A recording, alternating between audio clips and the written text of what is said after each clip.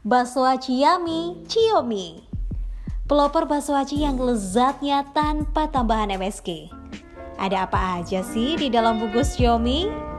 One and only, ada bakso aci tentu saja dengan tekstur yang kenyal terbuat dari bahan alami berkualitas. Lalu, ada cuangki yang bikin nagih. Ada juga nih detela yang kriuknya tiada tara. Ada mie juga favorit kita bersama. Lalu cabai dan bumbu sehat tanpa MSG buatan dan tentu saja halal. Selain itu, menggunakan minyak ebi yang akan menambah cita rasa Ciomi ini makin yummy. Tak lengkap rasanya tanpa jeruk limau yang bikin rasa tambah seger dan pas. Dari baunya aja enak banget. Ini apa sih? Ini adalah bakso aci yummy Ciomi. Ini enak banget. Kamu bisa langsung lihat betapa harum dan juga sedapnya. Ini aku coba ya. Tapi ini belum ada sambal atau bumbu pedasnya. Enak banget. Aku coba pakai yang pedas ya, karena aku pecinta pedas nih. Semuanya aja. Oke. Dan biar tambah seger lagi, aku kasih, karena ini juga ada setnya, ada jeruk gitu. Ops, enak banget ya. Ini harus ada tisu sih di sini kayaknya, tapi it's okay. Kita coba bakso acinya ini. Bismillahirrahmanirrahim.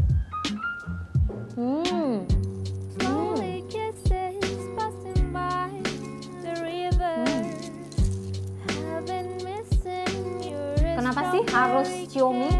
Pertama, Ciomi ini praktis banget. Jadi buat kamu yang nggak pengen dan nggak suka yang ribet-ribet, ini praktis banget. Ini ada yang packaging seperti ini dan juga ada yang dengan isi yang lain, yaitu ada mie-nya. Ini enak banget dan juga praktis. Dan yang kedua, ini dagingnya adalah daging rempah. Jadi buat kamu pecinta yang rempah-rempah, termasuk aku ini suka banget. Dan yang ketiga, ini tanpa MSG. Jadi buat kamu generasi micin di luar sana, ini kayaknya nggak cocok buat generasi micin ya. Jadi buat generasi yang nggak suka micin, ini cocok banget, sehat dan enak banget. Saya coba lagi yang lainnya ya.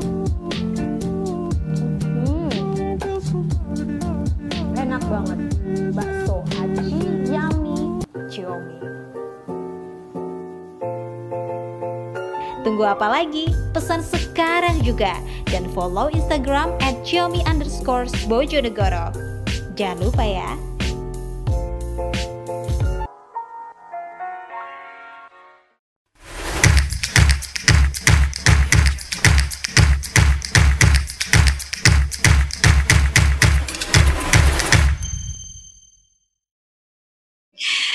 Selamat datang kembali di Putri Ribawati Channel. Mbak Rinda, apa kabar? Baik, alhamdulillah. Terima kasih. Mbak Putri, gimana kabarnya? Alhamdulillah. Walaupun minggu-minggu ini kayaknya ya begitu ya, luar biasa. Saya merasa sangat bangga terhadap diri saya sendiri. Walaupun kurang tidur. Saya senang sekali sama Mbak Rinda hari ini, backgroundnya ada permainan. Arka juga ikutan on frame, ya kan? Ya, hari ini Arka mau ngektis dia. Mau ikutan main-main, karena topiknya memang kita lagi main-main banget ini minggu ini. Kita topiknya tentang permainan yang tidak perlu mewah, nggak perlu pakai gadget, gitu. Apa itu, Mbak Rinda? Ini idenya sebenarnya ini dari Montessori. Jadi Montessori ini dia idenya adalah membiarkan anak bermain sendiri. Jadi selama ini kan kalau seandainya kita itu melihat bahwa sekolah itu seperti seolah-olah tuh mengkotak-kotakan anak gitu kan. Jadi harus ini make it uniform. Jadi membuat seragam gitu. Tetapi Montessori tadi itu Maria Montessori itu dia berusaha untuk menjawab gap itu tadi dengan yaitu mengobservasi anak-anak berkebutuhan khusus, kemudian diobservasi, oh ternyata anak itu membutuhkan ini gitu. Nanti keterangannya bisa dilihat kita bahas materinya lebih lanjut, Pak Putri. Iya, iya, iya. Ya, jadi seru sih itu. Maksudnya memang tidak membuat anak itu seragam karena anak itu juga lahir dengan keunikan masing-masing. Semua semua itu spesial ya kan, Mbak Rinda. Jadi biarlah kespesialan dan keunikan itu berkembang secara alami. Lalu apa aja yang mau kita bahas hari ini, Mbak Rinda? Jadi hari ini selain kita membahas tentang anak itu unik, apa yang dibutuhkan anak dalam bermain, saya juga mau mengajak ibu-ibu dan keluarga Indonesia untuk membuat ini loh, mainan sendiri. Wah, berarti hari ini kita mau main-main gunting-gunting gitu? Betul, karena sebenarnya kenapa seru. Ya, kenapa? Pertama, yang aku kritisi dari Montessori ini, dia harga mainannya mahal, Mbak. Dan aku sejujurnya tidak mampu membelinya karena kan anaknya kan bosenan ya. Oke. Jadi sebenarnya bisa membuat sendiri, itu ya? Betul. Jadi sebenarnya bisa membuat sendiri, kita bisa membuat itu sama-sama nanti. Oke, boleh. Mungkin kita bisa langsung masuk ke materi atau slide kali ya, Mbak ya, sambil nanti kita ngobrol lebih lanjut. Jadi hari ini kita akan bahas tentang permainan Montessori. Jadi tadi seperti yang dikatakan Mbak Rinda juga, semua itu nggak harus selalu mewah, nggak harus serba gadget. Jadi mari kita melakukan sesuatu dan meninggalkan sejenak untuk gadgetnya. Karena ini seperti apa, dianggap mungkin lebih baikkah gitu ya Mbak Rinda ya? Iya, kita ngobrolin. Betul. Silakan slide-nya Mbak Putri. Ya, kita lihat di slide.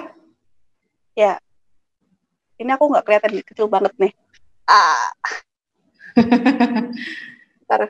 Soalnya wait. Ya, mungkin di slide kedua kali. Ya, slide kedua. Nah, ya, slide kedua itu tentang siapakah Maria Montessori. Betul. Nah, sini kan bisa dilihat Maria Montessori itu dia orang Roma, kemudian dia itu seorang perempuan pertama yang lulus di bidang kesehatan, kemudian dia mengobservasi anak-anak berkebutuhan khusus. Setelah hasil observasinya dia mengeluarkan terobosan dan terobosan itu diuji cobakan juga pada anak-anak tersebut. Kemudian hasilnya anak-anak itu tadi bisa bisa setingkat dengan anak-anak normal. Nah, metode ini tadi kemudian dibuat Maria di sekolahnya dia sendiri. Kemudian sejak itu sampai sekarang metode tersebut dipakai. Jadi sudah dari tahun berapa itu ya? Aku nggak kelihatan tahunnya sih, dari sejak pertama kali itu establish sampai sekarang itu sekitar 200 tahun. Berarti metode ini menurut saya sudah sangat teruji gitu kan? Betul. Dari masa ke masa meski melalui perubahan zaman ini tetap sesuai dengan kebutuhan gitu ya Mbak ya. Nah, Mbak Rinda kan di Indonesia menurut saya ini tidak terlalu populer. Maksudnya banyak sekali permainan atau contoh-contoh teknik dalam membangun anak, tapi sepertinya untuk Montessori ini masih belum terlalu banyak diminati. Itu menurut Mbak Rinda kenapa? Ya seperti saya bilang tadi Mbak, itu permainannya mahal. Jadi sayangnya hanya kalangan-kalangan orang menengah ke atas yang bisa menikmati permainan Montessori sebenarnya. Karena bahannya memang yang diseratkan Montessori itu tadi, aku nggak tahu itu teori asli dari Maria atau memang perkembangan. Ataukah perkembangan? Betul. Itu seperti apa? Kemudian bisa jadi itu masuk ke bisnis ya, maksudnya perkembangan jangan. Ya, dan dibisniskan. Ya. Jadi mereka mensyaratkan untuk bahannya kayu. Dan juga pernak-perniknya terlalu mahal menurut saya pribadi. Jadi dari itu ya sangat dimungkinkan bahwa itu tidak menjadi populer karena memang mahal dan hanya kalangan atas yang bisa. Sedangkan anak itu kalau seandainya kita anggaplah saya gitu seorang ibu membelikan permainan itu harganya 150 gitu kan. Berharapnya itu kan everlasting agak lama. Tapi true. Gitu kan. Soalnya kan ya maksudnya kan nggak cuma itu kan sebenarnya yang dibutuhkan gitu loh. Pengennya tuh kalau bisa bertahan lama, habis itu anak meskipun juga sudah tumbuh dengan cepatnya, ini masih bermanfaat gitu ya. Betul. Nah akhirnya kan karena kebutuhan ekonomi yang lain juga, kebutuhan yang lain juga harus dipenuhi, nggak bisa catch up gitu loh Mbak dengan perkembangan anak. Betul. Kenapa tidak populer di Indonesia? menurut hemat saya seperti itu. Jadi Iya. ya. Jadi ini alasannya kenapa ayo kita membuat mainan bersama-sama dengan bahan seadanya, kita bisa gitu. Tapi dengan prinsip yang sama, maksudnya Prinsip yang sama dengan kebutuhannya, indikatornya itu Betul. tetap sama meski ini Betul. buatan sendiri kan. Betul. Apa aja Mbak Rinda sebenarnya yang dibutuhkan untuk membuat permainan ini? Ya bisa dilihat di slide ketiga, itu ada jawabannya. Jadi ya pertama, aku tahu slide ketiga, jadi pas gitu kan. Iya benar banget. Jadi pertama adalah kita anak itu membutuhkan kesinambungan. Ada sustainable. Jadi sustainable di sini tidak diartikan bahan-bahannya sustainable, tapi dia itu lebih ke kayak permainan yang berkesinambungan. Contohnya nih, ini agak ini ya. Ini aku buat sendiri nih, apa namanya, kitchen set gitu kan. Oke, yang itu. Bisa betul. agak dideketin nggak sih Mbak? Oh, di bawah. Saya bawa ya. Maaf. Ya tidak apa-apa. Boleh. Yes. Ups. Terlihatkah? Ada yang jatuh kayaknya. Belum, agak keturun dikit. Yes, pas Arka banget itu. Iya, benar. Oke. Kayak kitchen set ini kan dia dari kardus kan. Lihat. Bahannya murah, pakai kardus bekas gitu, tinggal dibuka depannya udah jadi kayak oven-ovenan, tinggal dikasih. Iya, betul. Seperti ini kayak rak apa namanya, rak piring gitu kan, ini jadi gitu kan. Oke. Yang ini kompornya, ini itu tergantung kreativitas orang tua di rumah ya dalam ini lemari esnya. Oke. Jadi nggak perlu mahal, pakai barang bekas aja sebenarnya. Betul. Nanti kalau seandainya rusak juga nggak sakit hati gitu loh, Mbak. Benar kan? Benar. Karena kiat ekonomis itu harus bisa diterapkan di dalam semua hal, ya kan? Betul. Maaf ya, jadi muka saya kebesaran. Udah kayak gini aja nggak apa-apa ya? Miring, agak dibenarkan. Yes, perfect. Lalu tadi apa lagi Mbak tadi? Halo. Yes, dengar kan Mbak? Ya dengar, tapi handphone saya mati karena Oke. Maafkan ya. Ya Mbak, sekalian ngobrol aja nggak apa-apa. Gimana Mbak? Oke, boleh. Tadi kan kita bercerita tentang bagaimana kebutuhan anak dalam belajar dan juga bermain. Ya. Jadi selain berkesinambungan itu tadi, anak itu menganggap permainan itu seperti dia bekerja, tidak boleh diinterupsi.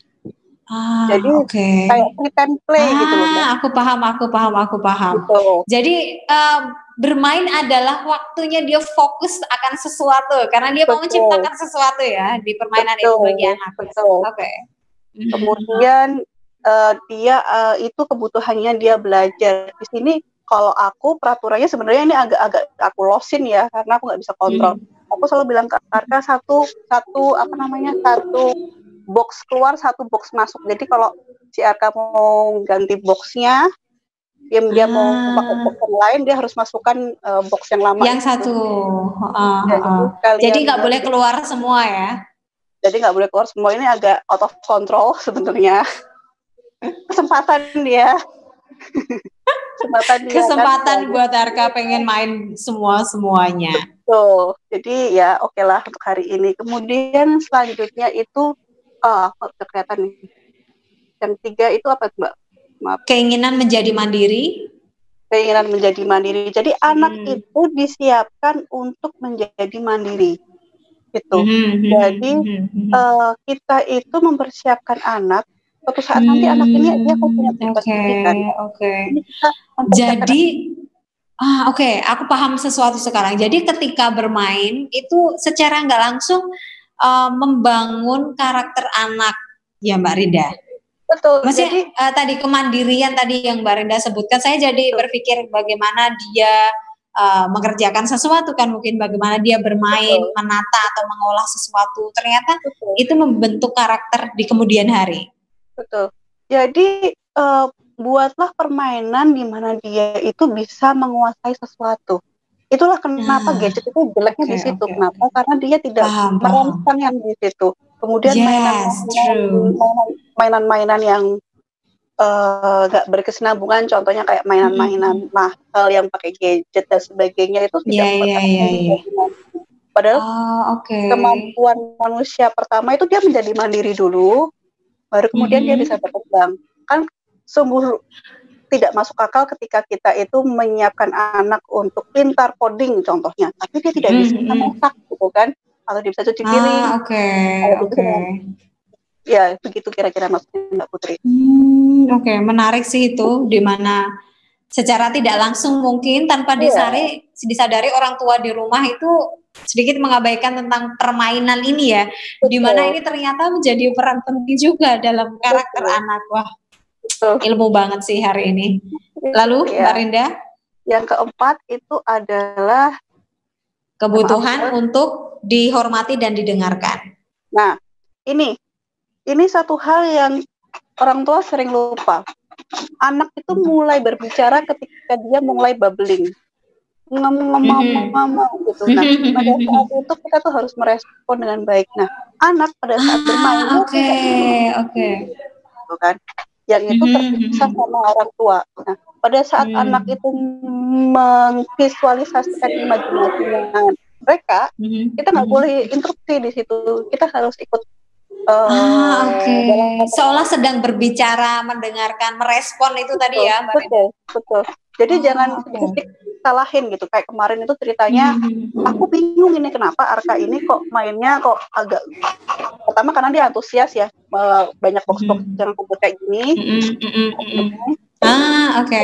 Mainan gitu kan, aku susun gitu, dia keluarin semua. Aku lihat ini berantakan banget gitu kan.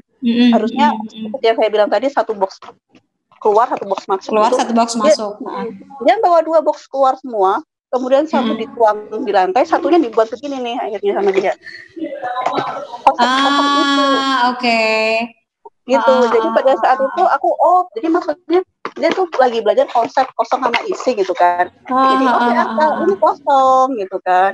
Ada isinya seperti itu. Terus itu dia sendiri dalam perkembangannya itu menemukan itu gitu ya, Mbak Rinda. Betul. Dan kita mengguidance ini kosong. Kemudian apa lagi? Oh, ini isi. Nah, konsep ini bisa dibawa pada saat dia bermain, kita mandi. Jadi kan ini benar-benar pada Arka tidak bisa berubah bentuk gitu kan. Tapi kalau air bisa, karena dia sifatnya liquid begitu. Dijelaskan pelan-pelan, meski kadang tuh anak sebenarnya belum paham sepenuhnya, tapi kita tetap berkomunikasi. Kita nggak tahu kalau dia paham ternyata ya, Mbak Rida. Betul. Aku paham sekarang. Kadang kan orang tua itu menganggap jika perkataan terlalu rumit atau perkataan yang complicated, anak itu belum paham, sehingga mereka tidak sebenarnya gitu loh, mengatakan sesuatu yang tidak sebenarnya dengan kiasan atau apa. Padahal sebenarnya anaknya itu sangat luar biasa cerdas tadi ya, Mbak Rinda. Sangat luar biasa cerdas. Jadi anak itu sebenarnya paham, tapi informasi itu disimpan sampai suatu saat itu dia membutuhkan sesuatu tentang informasi itu. Itulah kenapa anak itu memorinya sangat efektif. Menurut aku hebat banget otaknya anak itu. Jadi dia menyimpan informasi itu, disimpan, dikeluarkan pada saat dibutuhkan. Luar biasa, kagum banget lah ya sama kata-kata. Jadi di saat anak itulah ya, kenapa dikatakan minggu lalu mungkin ya kita sempat mengatakan golden age itu, di mana memang itu memang usia keemasan gitu loh. Sampai bermain pun memiliki makna penting bagi anak gitu. Apa sayang? Lagi ngomongin apa Mbak Arka? Dia lagi nunjukin mainannya. Ini kan biasanya, nah ini salah satu cara aman untuk menunjukkan warna, pakai kuciran rambut. Jadi ini kan ada warna macam-macamnya kan, dan dia aman, nggak dikit-dikit gitu kan, murah meriah, aman, bisa dicuci ya kan. Betul. Iya benar. Segalanya memang bisa mudah juga dijumpai di sekitar kita tanpa beri yang mahal. Yang penting informasinya nyampe, ya kan? Indikatornya juga sama dengan permainan-permainan yang mahal itu. Betul. Lalu lanjut yang berikutnya itu tertarik pada fakta dan fiksi. Seperti apa itu, Mbak? Seperti yang saya ceritakan tadi, bahwa anak itu dia paham sama fakta, dia bisa mendeteksi mana bohong, mana tidak sebenarnya.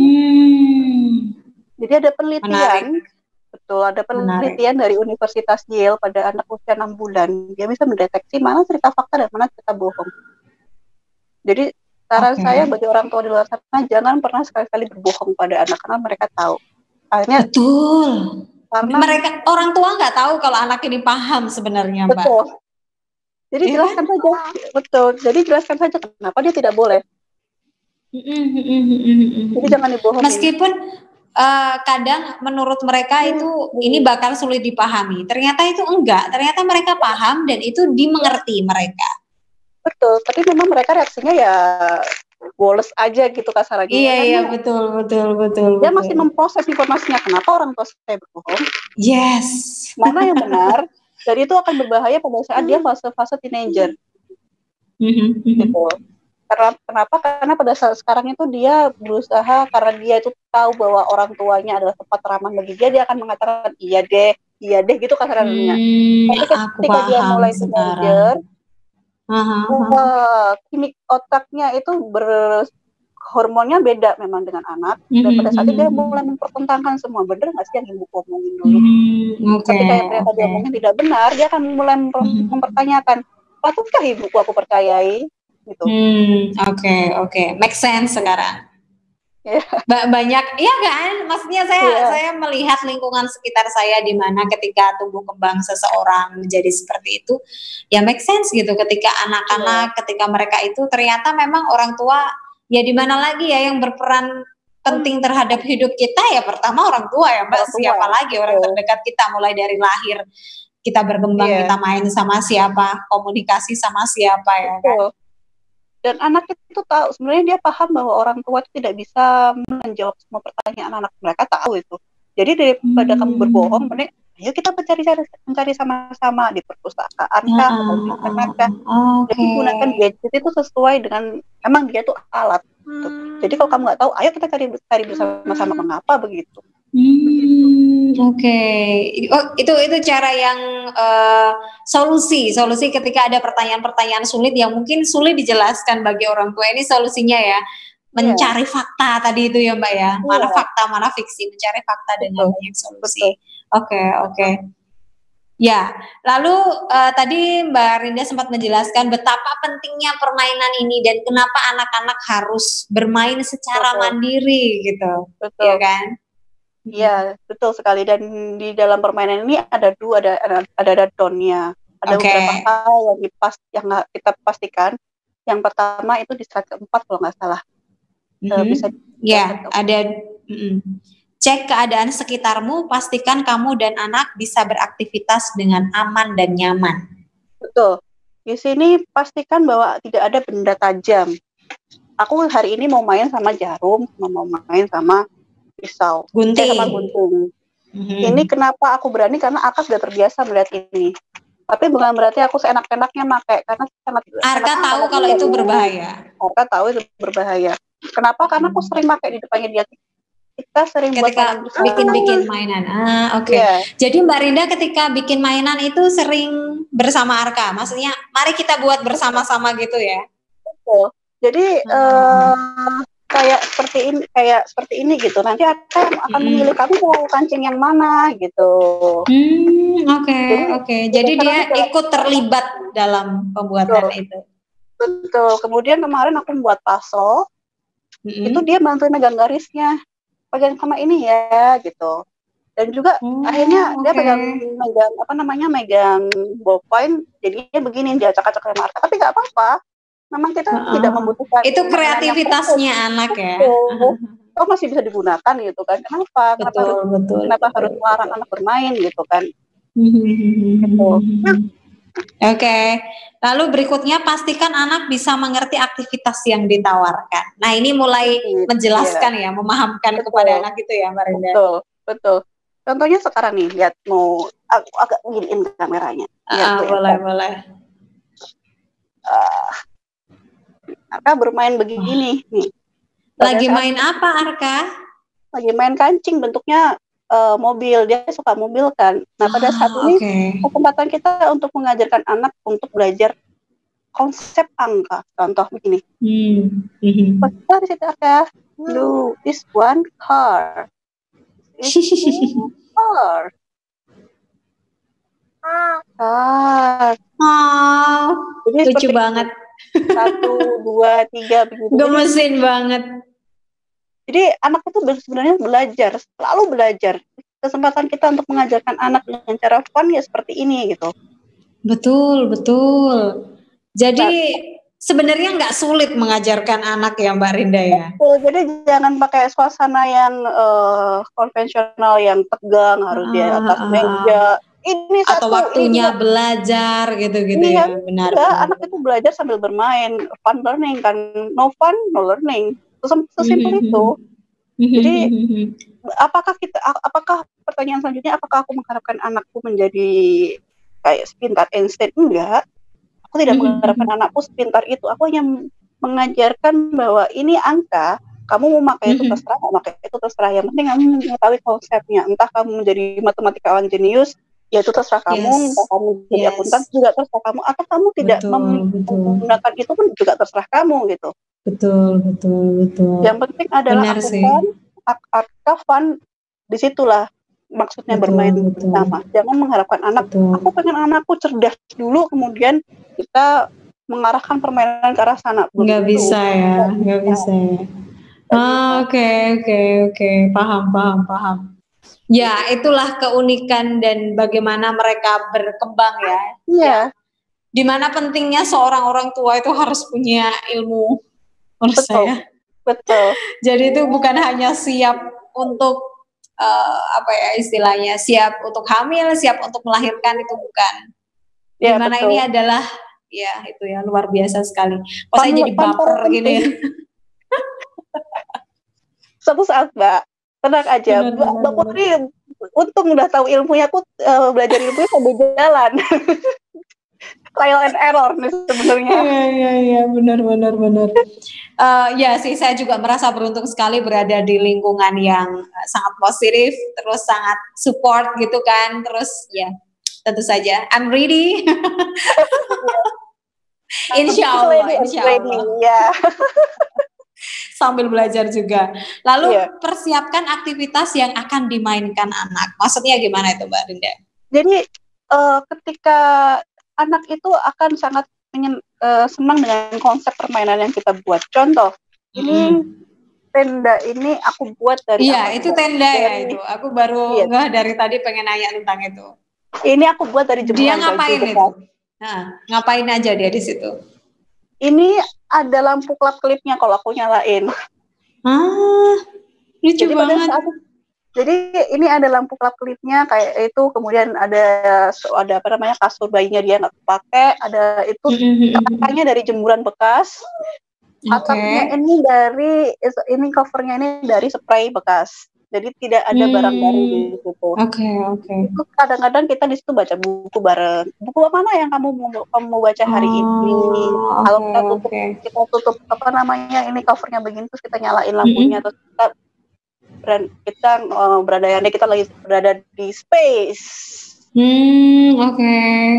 Luar angkasa, twinkle star, ada apa aja di ruang angkasa, seperti kayak planet 1-8 disebutin gitu kan.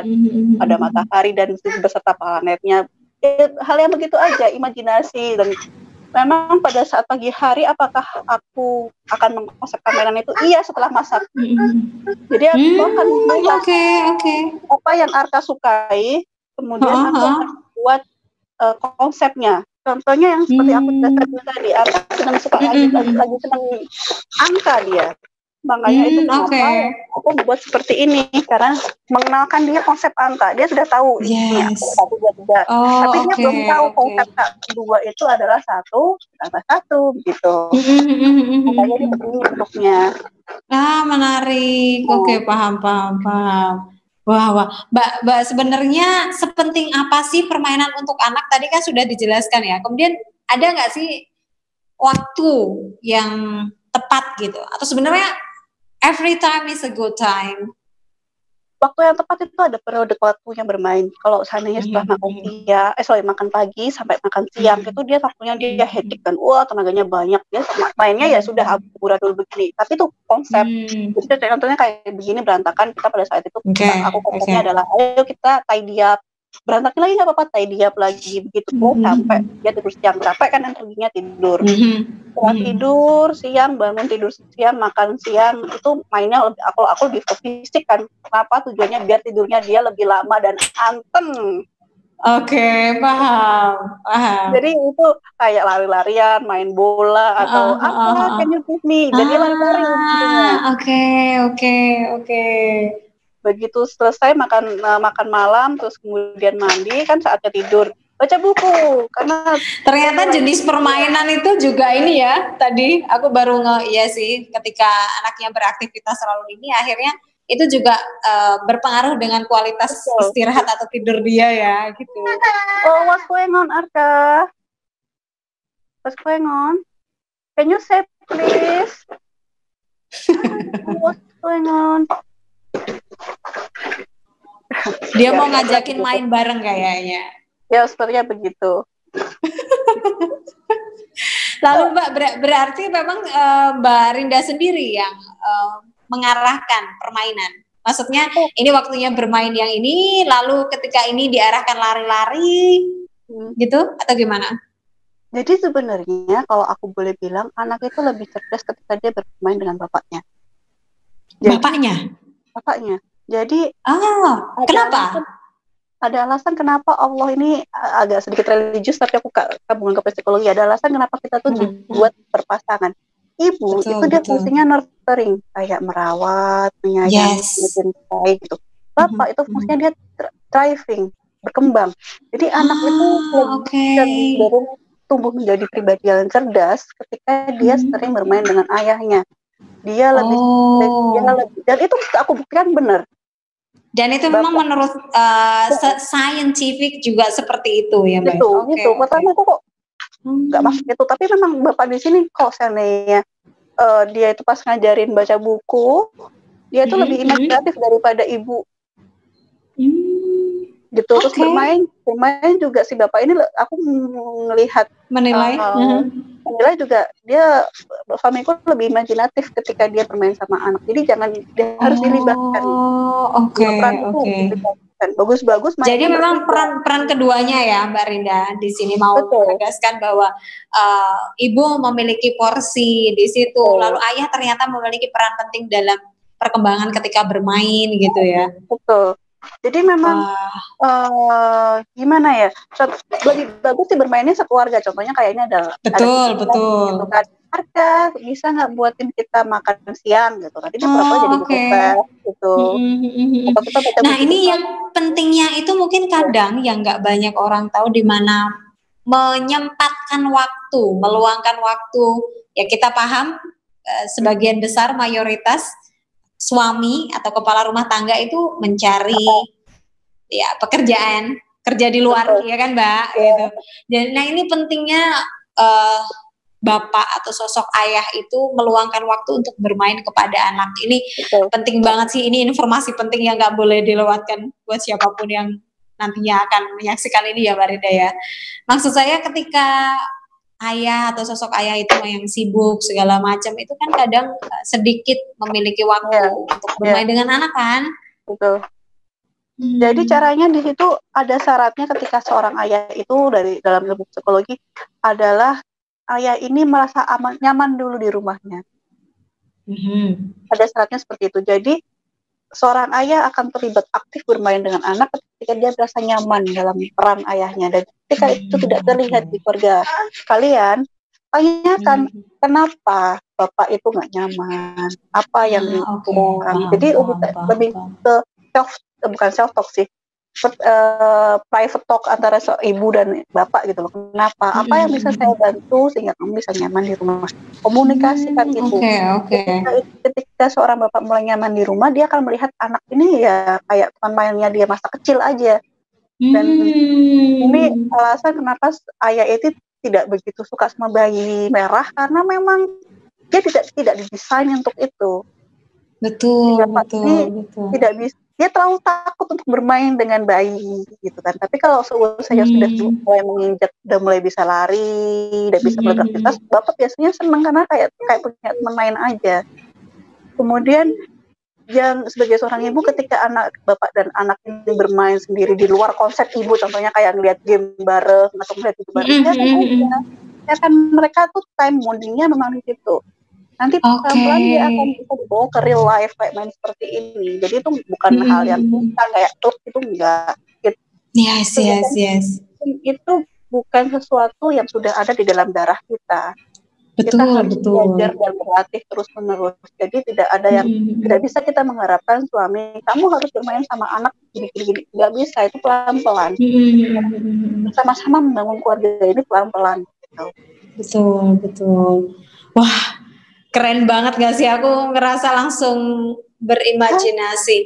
Mbak Rinda, tadi kan kita sempat ngomongin ini ya, sedikit flashback tentang waktu tadi. Aku tuh tiba-tiba ingat keponakan aku. Jadi keponakan aku tuh kadang dia susah tidur di malam hari. Jadi tuh kayak suka pengen main malahan di malam hari ketika orang tuh mau tidur, tapi tuh dia malah main. Kadang itu kalau pas aku nemenin gitu, ya aku nggak boleh pulang gitu. Jadi aku harus nemenin dia main itu. Aku jadi kangen sama keponakan aku. Jadi kayak jadi dia malah minta nemenin di saat waktu tidur. Ibunya bilang ini waktunya tidur gitu, tidur biar onti pulang gitu. Dia nggak mau, dia mau main gitu.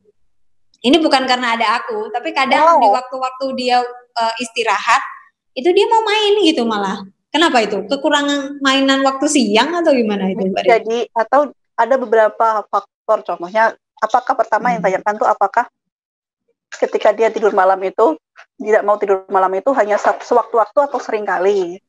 Kalau sering kali berarti memang bisa jadi kurang aktivitas, jadi dirubah sedikit gitu kan. Memang anak seusia Arka ini energinya udah kayak baterai. Bener banget. Ampun, capek luar biasa gitu kan. Jadi memang harus pintar-pintar time management waktu mainnya dia. Yang kedua, anak itu sangat menyukai rutinitas. Kenapa? Karena itu bisa diprediksi. Arka tahu bahwa dia itu bakal mau tidur kalau dia setelah selesai makan malam dan juga mandi. Kenapa aku tahu yang begitu? Karena setiap kali aku ngasih dia piyama, dia nangis mau main. Oke. Karena aku bilang kepada Arka, karena ini juga cuacanya nggak begitu dingin ya, kamu boleh main. Ibu tidak menyuruh kamu untuk tidur, memaksa kamu untuk tidur, kamu boleh main, tapi ibu tidur ya. Gitu. Oke. Paham. Jadi kan sama kayak kita pas kita lihat drakor gitu, terus tiba-tiba disuruh tidur malam. Iya, benar. Kamu boleh main, tapi main yang gentle. Nggak boleh keluar kamar. Ini mainanmu, nggak boleh teriak-teriak, jangan teriak-teriak karena ibu tidur. Nanti kamu ngantuk tidur sendiri. Itu tidur sendiri dia akhirnya. Oke. Gitu aja. Paham. Itu secara tidak langsung juga ini masuk ke poin yang kemandirian tadi ya Mbak Rinda ya. Betul. Oke. Ketika kita malah mengatakan anak tidur, dia nggak bisa tidur. Dia gimana caranya kamu? Iya. Karena dia lagi asik main itu tadi ya. Betul. Jadi itu bener-bener aku yang nemenin dia main sampai beneran dia capek baru dia tidur gitu. Dan juga di sini harus jelas katakan iya, tidak. Tegas tuh harus. Tapi harus ada empati. Makanya tadi bilang kamu boleh main, tapi tidur sendiri. Tegas kan, tapi kita berempati. Kenapa dia tuh mau main gitu loh. Tapi tetap boleh, tapi permainannya seperti ini karena ibu lagi tidur gitu. Ada batasannya. Jadi anak itu ada batas dan dijelaskan juga. Betul, ada membutuhkan ketegasan kita, iya tidak sangat membutuhkan peraturan, sangat membutuhkan batasan dan sangat membutuhkan mengapa anak itu dibatasi. Yes. Oke. Dan mengapa tadi ya ada poin penjelasan tentang aktivitas itu penting itu tadi ya Mbak Rinda. Oke. Dan ada lagi yang satunya itu buatlah anakmu mengambil sendiri mainannya dan mengembalikan ke tempatnya. Nah ini keren juga ini. Ini yang sedang saya latih karena Arka masih berantakan luar biasa. Tapi dia sudah bisa mengambil mainannya sendiri. Dia tahu mainan mana kesukaannya, mana enggak. Dia tahu mau ngapain aja gitu kan. Tapi untuk tidy up, aku masih harus belajar banyak, harus belajar. Mensugestikan, ayo tidy up gitu, karena begitu dia ngisi penuh kantong ini dengan mainannya gitu, wah, dibalikin lagi proses. Tapi konsepnya seperti itu. Anak harus bisa ambil sendiri apa yang dia mau dan bertanggung jawab mengembalikannya. Konsepnya begitu. Oke, paham. Tapi mudah. Ada tantangan dong tentu saja. Maksud saya itu memang nggak mudah gitu. Kalau di Arka apa yang menjadi sangat challenging menurut Mbak Rinda? Ya karena kan tadi aku bilang tadi kan, aku punya kayak gini tuh sekitar 6 kotak mainan kecil. Terus pisahin sesuai fungsinya. Ini ada kotak tentang hewan, ada kotak tentang apa namanya bentuk gitu kan, ada kotak tentang adat, ada kotak tentang warnanya begitu. Nah, aku taruh sesuai dengan eye level anak, jadi anak bisa ngambil gitu. Yes. Dan memang salah satu syarat dari permainan Montessori ini tadi, anak harus bisa mengambil sendiri. Tantangan terbesar dari Arka adalah dia kena euforia. Wow, Iya. Oke. Ini. Nah. Sayang, mau minta gendong. Dia masih seperti itu. Nah, tantangan terbesarnya bagi anak sumur Arka adalah, ngapain aku diberesin sih? Lawang aku masih mau main kok. Dan aku mau main semuanya, bukan cuma mau main satu. Tapi di sini kita pahami bahwa dia mau main semuanya, sehingga pada saat aku bilang begini ke Arka, kamu boleh main, ibu tidak melarang kamu tidak main, tetapi satu box keluar, satu box masuk. Dan itu harus disounding terus menerus. Itu pelajaran apa di situ yang tersampaikan sebenarnya, Mbak? Untuk bertanggung jawab kah? Ya, untuk bertanggung jawab. Dia diberi kebebasan untuk memilih apa yang menurut dia bagus dan bertanggung jawab untuk membalikannya. Karena memang itu kan proses yang sangat modal dasar yang penting banget kan bagi kita nanti ketika dewasa. Kita berhak untuk menyuarakan apa yang kita mau dan kita bertanggung jawab atas itu gitu. Nanti ketika dia udah mulai besar lagi, pada saat saya dia kita bisa dihitung bersama mainannya. Ayo mana ini? Berapa jumlah mainan yang tadi gitu kan? Kamu kembalikannya berapa? Oh ternyata masih kurang. Ayo kita cari bersama-sama gitu. Jadi dia benar-benar bertanggung jawab pada benda-benda yang ada untuk dia gitu. Maaf.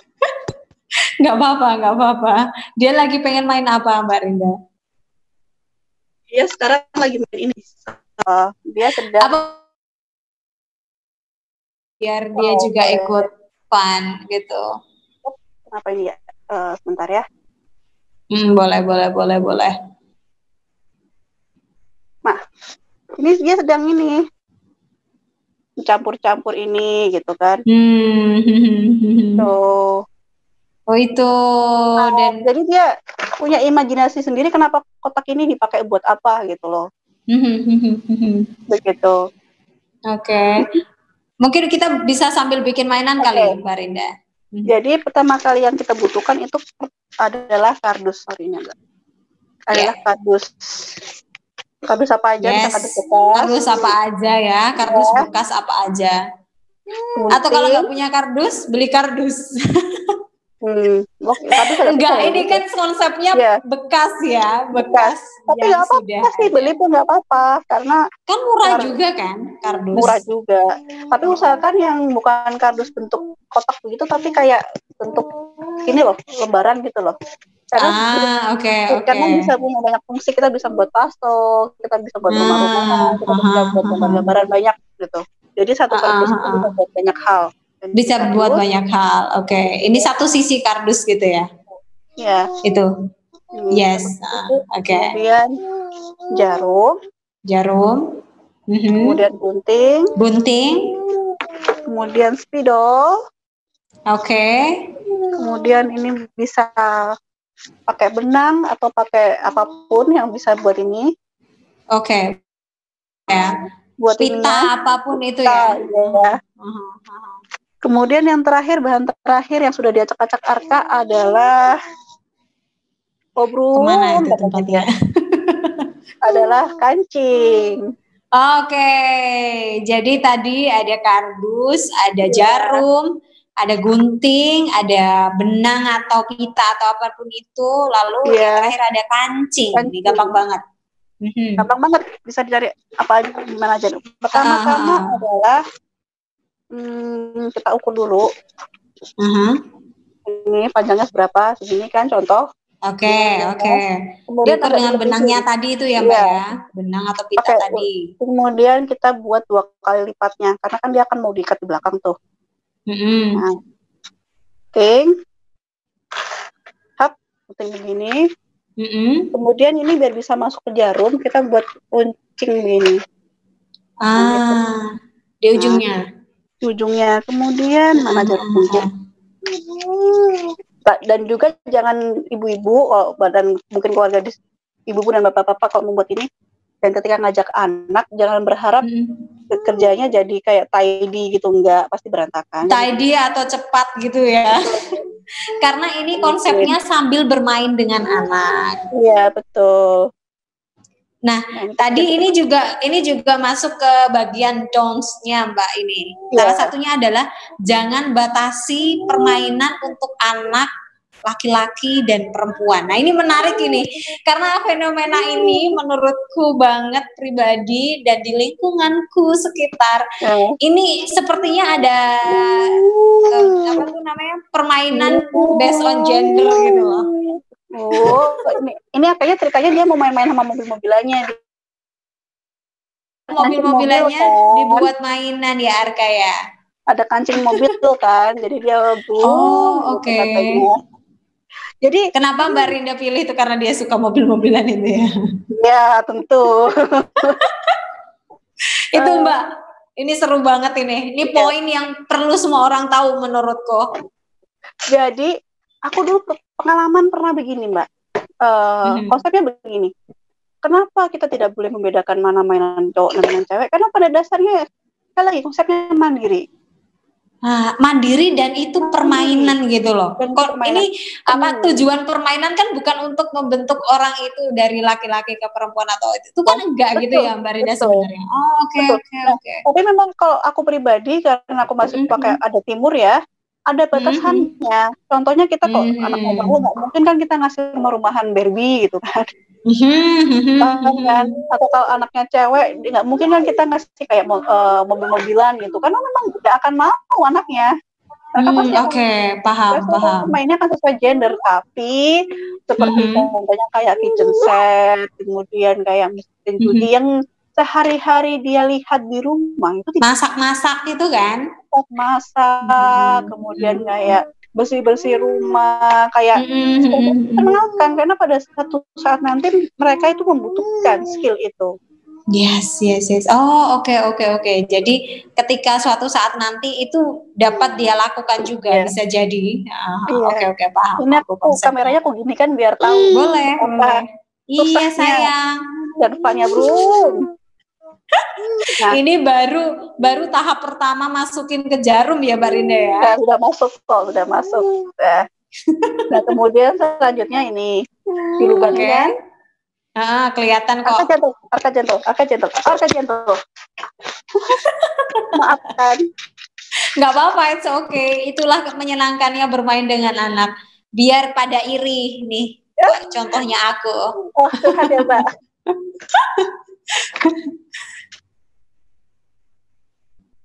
Ups. Oke. Maaf. It's okay. Ini jarumnya. Nah, itu alasannya kenapa kalau ditanya kenapa kamu nggak buat itu video tutorial? Susah. Benar. Bukannya nggak mau ya Mbak Rinda ya? Bukannya nggak mau. Ini memang situasinya yang mengharuskan untuk kemudian seperti itu. Apa namanya ini? Memasukkan kancing. Aduh, aku tadi cari bahasa Indonesianya button apa otakku ya Allah. Ini kancingnya dimasukkan satu gitu kan? Karena kan konsepnya kan pertama satu. Berhitung ya. Berhitung. Kemudian masukin lagi ke sini. Mudah kan sebenarnya? Banget. Ini hanya butuh waktu dan ketelatenan. Benar. Dan kemudian belakangnya kita ikat, sudah selesai jadi satu. Tetap ditali. Oke. Dan ini aman. ya kan? Ini tidak benda-benda tajam, bukan benda-benda yang berbahaya tadi yang disebutkan tadi ya. Kemudian ini bisa di-start bikinkan 1 gitu. Lalu diselanjutkan 2, 3 gitu sesuai dengan angka hitung ya. 10. Iya.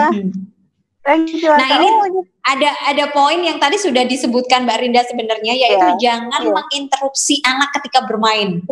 Karena mereka sedang asik-asiknya tadi yang Mbak Rinda cerita ketika mereka sedang bermain, sedang bagaimana mereka sedang membentuk sesuatu gitu kan, sedang membentuk sesuatu, itu sama halnya seperti ketika kita melakukan sesuatu yang kita suka, ketika nonton drakor atau apapun itu ya. Bukan itu, seperti itu, malah dia seperti kita bekerja. Iya benar. Jadi anak itu ketika dia bermain dia sedang bekerja sebenarnya, sama seperti kita bekerja. Itu alasannya kenapa proses bermain itu penting, karena dia sedang bekerja, begitu. Oke. Ya, itu kenapa betapa pentingnya poin-poin membiarkan mereka berkembang dan memilih permainan dia sendiri tadi itu ya. Jadi jangan sampai menginterupsi. Tapi ada cara dong untuk menginterupsi. Sesuaikan waktunya. Jadi contoh ketika time up gitu sudah jelas semuanya ada waktu dan tempatnya Arka. Contoh ketika Arka ini dia anak kecil kan suka banget main air. Dia nggak mau ketika mandi, dia nggak akan mau keluar dari tempat mandi dan dia suka main gitu. Kita bisa tarik dan bilang bahwa semua sesuai tempat dan waktunya Arka. Ibu tidak melarang, tetapi time up sudah habis waktunya. Nangis dia memang dia bukan menolak, tapi dia memang sedang cara mengekspresikannya begitu ya. Oke. Pada saat akhirnya nanti ketika saya bilang Arka sudah ya, dia akan berdiri siap gitu. Ibu 5 menit dia bakal berdiri siap gitu. Oke. Begitu. Jadi memang akan sesuai dengan waktunya. Kita harus memperkenalkan itu dari mungkin dan harus tegas. Iya. Harus tegas dan ya itu tadi ya, ada cara-cara ini, ada cara-cara menginterupsi, ada cara-cara menjelaskan seperti apa, kenapa tidak boleh itu tadi, kenapa pentingnya itu ya. Tetap mengkomunikasikan. Jadi jangan merasa anak itu tidak paham. Itu luar biasa. Terus ini Mbak Rinda ada lagi, jangan bersikap negatif ketika anak tidak bisa bermain dengan benar. Nah ini penting juga nih buat catatan pribadi dan kembali kenalkan nanti. Nah ini yang sabar ya Bu Ibu, Bapak-bapak siapapun itu ya nggak sih? Contoh mainan seperti ini itu bagi anak yang belum pernah memainkannya dia susah karena dia kan ada alurnya kan. Akan pertama kali ketika bermain ini marah-marah sampai banting-banting. Dia sebel sendiri gitu ya. Sebel sendiri karena kan kayak ruwet gitu loh. Kita jangan ngelihat itu kayak pikirannya kita ini gini doang nggak bisa, bagi anak ini susah sekali. Iya.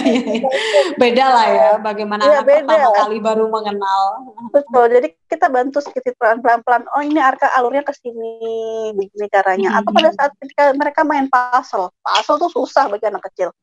Jangan bilang betul. Gini aja susah gitu kan. Kan bentuk apa gitu ya. Iya, bentuk warnanya dan sebagainya. Konsepnya itu kan mereka masih belum paham dan mereka akan cenderung bermain sendiri. Apa sih gunanya main puzzle nggak jelas gitu kan. Iya, betul. Gitu. Kemudian yes, benar. Itu tergantung bagaimana cara mengenalkan sebenarnya ya orang tua. Dan memahamkan itu. Kayak anak ini kan belajar, dia kalau kayak gini nih Arka nih, dia belajar konsep memasukkan, mengisi dan sebagainya. Dia punya imajinasi sendiri kenapa dia itu masukkan ke kotak ini, karena dia sering melihat kan mainannya dikasih kotak dan dia suka sama kancing-kancingnya, makanya masuk kotak gitu. Jadi dia itu mengcopy apa yang kita ajarkan, kemudian mentranslitnya itu dengan imajinasi dia sendiri. Dengan cara mereka, ya kan? Dengan cara mereka sendiri. Lalu Mbak Rinda, ada tipe-tipe kecerdasan anak ini penting juga. Ternyata dari kecerdasan anak itu banyak banget tipenya. Kita nggak bisa mengkotak-kotak tadi atau membuat itu sama gitu ya. Iya. Jadi ada 7. Yang pertama bisa minta tolong dibacain Mbak, nggak kelihatan saya Mbak. Yang pertama kecerdasan personal. Kecerdasan personal ini dia berempati ke orang lain. Dia mengerti bahwa orang lain itu bisa menerjemahkan maksud dari orang lain. Biasanya pada saat besar, contoh pekerjaan yang paling mendekati adalah kayak motivator, kemudian dan sepertinya dia tuh tipe-tipe pengayom gitu loh. Nah ini ketika, dan dia biasanya akan cenderung lebih sosial daripada anak-anak yang tidak. Nah di sini ketika ibu-ibu itu melihat bahwa ada anak yang bakat seperti itu, maka cara terbaiknya untuk mengajarnya dia adalah kayak sering-sering dikasih buku-buku kayak buku-buku filsafat. Ya memang agak berat sih, tapi kan banyak Tapi memang karena mereka merasa ada koneksi, orang tua juga harus mengenali ya. Betul. Orang tua harus mengenali potensi itu. Jadi, jadi kayak filsuf, kemudian sering-sering dibacakan kata-kata bijak, membahas gitu loh. Terus berempati ke orang kan. Keren. Buku itu kan juga menampilkan dua sisi kan, satu buku itu kan satu alur gitu kan ceritanya. Gitu kan. Itu kan kalau misalnya ada beberapa tokoh yang lain bisa ditanyakan, ini kalau tokohnya ini gimana ya perasaannya ya, Oke. Itu cara mancingnya ya, dan juga menjelaskannya. Lalu ada kecerdasan logika matematika. Nah, kecerdasan logika matematika itu contohnya dia sangat menyukai angka. Dia bisa puzzle, dia bisa menyelesaikan ini dengan waktu cepat, dan biasanya ibu-ibu dan itu lebih cenderung bangga ketika anaknya memiliki kecerdasan seperti ini karena dianggap cerdas. Padahal karena banyak tipe kecerdasan ini sebenarnya semua punya kecerdasan masing-masing gitu ya Mbak Rinda. Jadi jangan disamaratakan. Dan juga memang basic IQ itu memang di situ gitu kan. Tapi IQ ini tadi dia itu tidak akurat. Kenapa? Karena dia hanya menerjemahkan pada satu kecerdasan aja. Nah, betul. Aku sepakat banget itu. Tipe yang seperti ini dia itu belum tentu akan menjadi sepintar Einstein. Enggak, kadang-kadang malah bisa dia itu kayak lebih senang kayak judi dan juga karena kan permainan angka kan, semua hal yang betul. Jadi tidak harus, maksud saya kenapa mengatakan demikian? Jangan dipikir semua orang yang pintar angka itu adalah hal yang positif, bisa jadi negatif, tergantung anaknya itu. Tergantung bagaimana mengarahkan atau ya betul. Itu kalau dewasa udah personal choice mungkin. Iya betul. Lalu Mbak ada kecerdasan spasial atau ingatan. Jadi dia lebih mudah untuk mengingat pola, mengingat hal-hal yang katanya kayak ketika menggampang apa ya itu namanya. Sign-nya yang paling mudah adalah ketika kamu ngajak anakmu jalan-jalan, tiba-tiba dekat rumah dia ngamuk. Berarti dia sudah mulai hafal tuh rute rumahnya. Coba nanti dirubah polanya 2 kali, 3 kali, dia hafal lagi. Oh, berarti dia itu kejarannya gini. Oke. Dia itu akan pekerjaan modernnya kayak statistik pola tuh, pola, kemudian apalagi ya? Ya setahu saya statistik ya, mungkin yang berbau bagaimana bentuk-bentuk atau pola-pola arah gitu, dia lebih mudah ingat itu. Lalu ketika bermusik ini, apakah mungkin dia suka dengerin musik atau menggunakan alat-alat tertentu untuk bermain musik mungkin ya? Dia lebih cepat paham nada. Dia ketika kita kasih musik itu dia kayak langsung ngasih respon yang bagus, dan biasanya memang anak kecil lebih suka musik sih. Cuma perbedaannya adalah ketika kita ngasih alat musik dia lebih cepat menguasai daripada betul. Betul itu juga kita harus melihat anak ini dominan kemana, suka kemana gitu Mbak. Oke. Ini agak running gitu ya kita ngobrol ya. Lalu ada kecerdasan sosial. Nah, kecerdasan sosial ini dia kayak public relation nanti besarnya. Jadi memang dia suka bersosialisasi. Terlihat sekali ketika dia sama teman-temannya itu dia kayaknya betul. Gitu. Bahasanya dia lebih cepat. Jadi biasanya kan lebih cepat ngomong daripada anak seusianya. Hampir mirip sama linguistik, tapi linguistik kan bisa jadi dia agak introvert tapi pintar bahasa. Betul. Tapi kalau sosial ini bersosialisasi ya, lebih ke sana ya Mbak. Iya, kalau linguistik ini biasanya dia bisa lebih dari satu bahasaan. Ada kan anak yang bisa benar. Mudah. Karena dia otaknya linguistik gitu. Oke. Nah, ini masuk di kecerdasan bahasa tadi ya, secara nggak langsung Mbak Rinda sudah menjelaskan. Lalu kalau gerak tubuh, Mbak Rinda, kecerdasan gerak tubuh. Kayak penari, kayak olahragawan. Jadi dia mudah menghafal gerakan-gerakan gitu ya. Yes. Tubuhnya memang fleksibel dan sebagainya di situ. Dan setiap kecerdasan anak itu menurut riset dari penelitinya, itu dia memiliki 3 kecerdasan dari 7 kecerdasan. Jadi kita fokus sebagai seorang orang tua tuh fokus kepada ketiga kecerdasan yang dominan. Oke. Di sini yang dikritisi adalah lembaga pendidikan konvensional itu tidak mengakomodir perbedaan kecerdasan ini dengan baik. Betul. Jadi dia sangat betul sekali. Sangat polemik sekali ketika aku jadi orang tua ini terus bagaimana gitu kan. Jadi kalau aku boleh saran, iya, tapi Kak, boleh aku saran nggak apa-apa. Maksudnya ada fase-fase di mana anak itu bermain kayak SD itu bermain, tapi nanti kelas 6 ya gimana ya, agak sedikit dilema gitu Mbak. Bener banget lah. Itu di mana, tapi ada sedikit ada perkembangan di mana sekarang sudah ada mulai dengan sekolah karakter segala macam. Tapi sayang sekali itu belum semua sekolah. Belum semua sekolah, dan kita masih sedih juga di mana ujian nasional masih menjadi patokan. Mohon maaf. Betul. Di mana tadi bermusik gimana dengan gerakan itu ya, tadi gimana dengan ya banyak hal lah di situ yang masih menjadi dilema. Dan kasarnya untuk dunia pendidikan sekarang hanya bisa diakses untuk kelas menengah ke atas, bagaimana kelas menengah ke bawah dia belum bisa mengakses. Benar sekali. Benar banget. Padahal harus merata dong ya kan? Itu hak semua orang. Betul. Padahal kan kalau kita boleh bilang, Nelson Mandela pernah bilang bahwa education is the way to change the world. Jadi bukan ketika kita ingin merubah masa depan kita, ya maka kita harus berubah dengan cara pendidikan. Betul. Sepakat banget sih itu aku. Ini perlu satu bahasan khusus untuk bahas itu. Aku semangat banget. Mbak Rinda, ini karena pengennya ini masih panjang banget ya durasinya, tapi kita juga sempat mengenalkan bagaimana bermain, walaupun itu singkat banget. Mungkin nanti kita perlu nambah lagi di episode lain, karena insya Allah ada episode yang kita main-main lagi kan Mbak Rinda ya kan? Iya, tenang aja. Komen di bawah kalau yang mau. Kita bener banget. Yes. Langsung menghubungi Mbak Rinda. Terakhir Mbak Rinda, apa yang mau disampaikan untuk closing statement mungkin ya, tentang betapa pentingnya bermain, betapa pentingnya anak untuk bermain sendiri dan memilih permainannya sendiri. Bermain itu penting karena anak belajar dan bekerja lewat bermain. Bayangin 24 jam sama dia bangun, dia bekerja dan bermain. Betapa cepatnya dia mendapatkan informasi itu. Nah, alangkah baiknya pada saat bermain itu bermain dengan cara yang visual, karena anak itu harus dirangsang semua indranya. Anak itu belajar dengan semua indranya.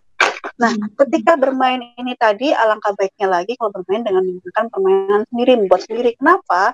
Karena pertama itu kita mengajarkan anak itu proses. Tidak ada yang instan. Yes. Bahagia itu sederhana. Kita bisa membuat kebahagiaan kita sendiri. Kemudian kita membuat anak lebih kreatif karena memikirkan solusi dan imajinatif tentunya. Dan yang paling penting adalah ada koneksi sama ibu dan anak. Pembuat bisa jadi orang tua dan anak. Oke. Mungkin agak sedikit panjang. Aku mau menceritakan kenapa aku tuh membuat ini, karena dulu ibuku tuh membuat ini sama aku, dan itu aku kenang sampai sekarang.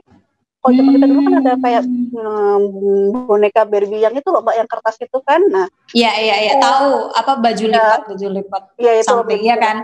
Furniturnya itu tadi kita buat dari, aku sama ibuku membuat sendiri dari bungkus rokok sama korek api itu kita bungkus. Kreatif sekali. Kemudian jadikan tempat tidur, kursi dan sebagainya. Dan kenangan itu membuat aku sekarang menjadi sekarang gitu. Jadi betapa bahagianya ketika anak itu memiliki kenangan indah bersama orang tuanya. Dan jangan salah, bertahan, kenangan indah itu kan bertahan begitu. Oke.